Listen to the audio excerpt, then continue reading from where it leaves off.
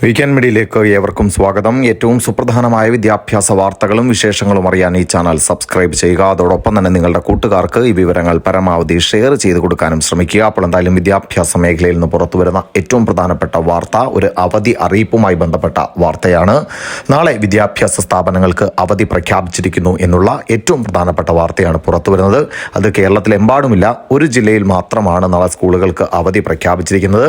വേറെങ്ങുമല്ല, നമ്മുടെ തലസ്ഥാന നഗരിയായ തിരുവനന്തപുരം ജില്ലയിലെ സ്കൂളുകൾക്കാണ് നാളെ വിദ്യാഭ്യാസ സ്ഥാപനങ്ങൾക്ക് അവധി പ്രഖ്യാപിച്ചിരിക്കുന്നത്.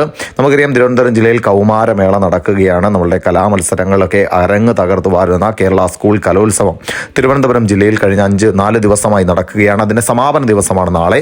അപ്പോൾ സമാപന ദിവസവുമായി ബന്ധപ്പെട്ടിട്ടാണ് നാളെ തിരുവനന്തപുരം ജില്ലയിലെ സ്കൂളുകൾക്ക് ഇപ്പോൾ അവധി പ്രഖ്യാപിച്ചിരിക്കുന്നു എന്നുള്ള വാർത്ത പുറത്തു വരുന്നത്. അപ്പോൾ നാളെ തിരുവനന്തപുരം ജില്ലയിലെ ഹൈസ്കൂൾ, ഹയർ സെക്കൻഡറി തുടങ്ങിയ മുഴുവൻ സ്കൂളുകൾക്കും അവധി പ്രഖ്യാപിച്ചിരിക്കുന്നു. വിദ്യാർത്ഥികൾക്ക് കലോത്സവം കാണുവാനും അതോടൊപ്പം തന്നെ കലോത്സവത്തിൽ പങ്കെടുക്കുന്ന വിദ്യാർത്ഥികളെ പ്രോത്സാഹിപ്പിക്കുവാനും ഒക്കെ അവസരം വേണം എന്നുള്ള ആവശ്യമുയർന്ന പശ്ചാത്തലത്തിലാണ് സമാപന ദിവസമായ നാളെ കേരളത്തിലെ തിരുവനന്തപുരം ജില്ലയിലെ സ്കൂളുകൾക്ക് അവധി പ്രഖ്യാപിച്ചിരിക്കുന്നത്. മറ്റു വാർത്തകളും വിശേഷങ്ങളുമായി എത്താം. ബൈ.